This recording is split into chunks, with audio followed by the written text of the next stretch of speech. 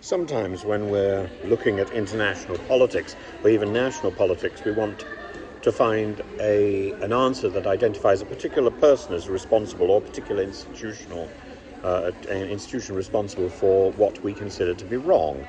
And 9 times out of 10, I think that's a mistaken objective. What we need to do is try to identify what is wrong, and it may not necessarily be an individual's actions or a nation's actions or I may not have done something wrong.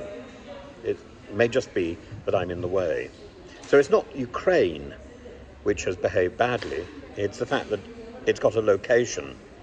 The location is a problem. The location is the cause of the conflict, and the opportunity that Putin took is misreading Zelensky and misreading the Ukrainian people's sense of resistance and purpose. And given the fact that it's also about the recent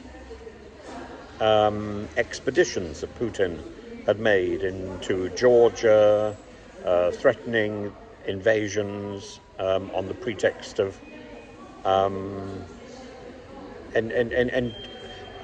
the pretext of enjoying the thrill of witnessing a diplomatic capitulation, yet, hostility still exists to Russia in Georgia.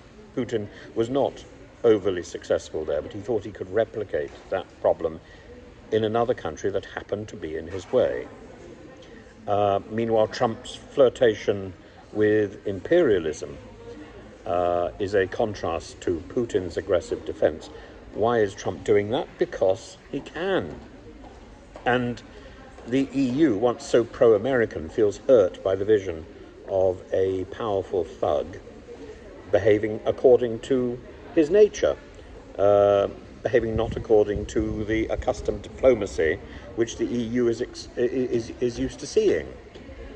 And the sense of betrayal about witnessing the cold reality of power is certainly palpable, but why not recognize the cold reality of power? Because it's the power that got Trump into the White House in the first place. Why expect a system that rewards ambition to actually have the means to suppress it when that ambition won't go away?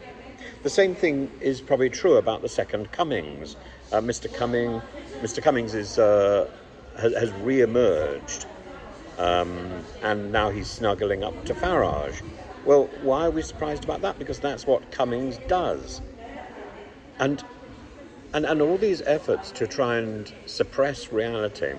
If you go back to 1992, in 1992, the US was saying to the EU and to Britain that we shouldn't aspire to be bigger, we should depend on the US. And now what happens when we are dependent on the US? The US turns around in the person of Trump and says, well, why aren't you pulling your weight?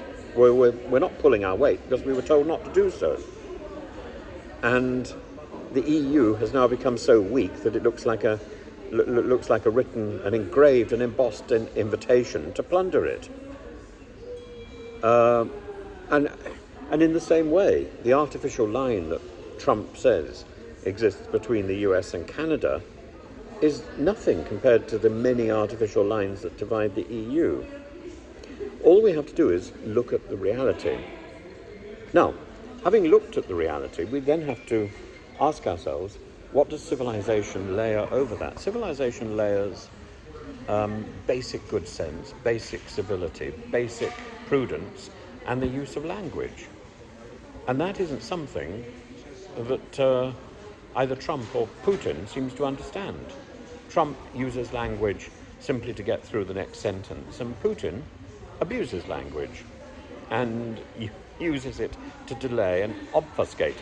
But they're not alone, are they? All you have to do is talk to any one of the bureaucrats in any one of these awful institutions across the UK. I've been recently talking to an insurance company.